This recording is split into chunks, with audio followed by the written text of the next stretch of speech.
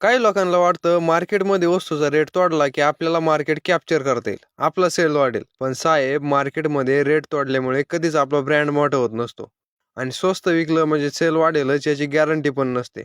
Product स्वस्त विकायचं की महाग विकायचं याच्यापेक्षा पण कस्टमरची सायकोलॉजी समजून घेणं जास्त महत्वाचं असतं. माझ्याकडे काही उदाहरण आहे. आता टाटा नॅनोचं उदाहरण आपल्या सगळ्यांनाच माहिती आहे. टाटाने नॅनोची ब्रँडिंग अशी केली होती की सगळ्यात स्वस्त कार आहे. आणि ज्या हिशोबाने प्रोडक्ट स्वस्त विकल्यावर सेल वाढतो, त्या हिशोबाने तर टाटा नॅनो जगातली सगळ्यात जास्त विकली जाणारी कार पाहिजे होती, परंतु ती कार फेल झाली. असं कसं काय झालं?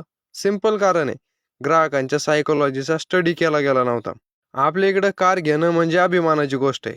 कार घेतली म्हणजे सक्सेसफुल झाला. परंतु नॅनोच्या ग्राहकांना कार घेतल्यामुळे अभिमान तर वाटतच नव्हता, परंतु स्वस्त कार आहे त्याच्यामुळे लाजल्यासारखं होत होतं. आणि हेच कारण होतं की ग्राहकांनी नॅनो खरेदी करणं बंद केलं. रतन टाटांचं व्हिजन मोठं होतं. टू व्हीलरमुळे लोकांचे जास्त ॲक्सिडेंट होतात. त्यामुळे टू व्हीलरच्या किमतीमध्ये कार असणं लोकांच्या फायद्याची गोष्ट होती.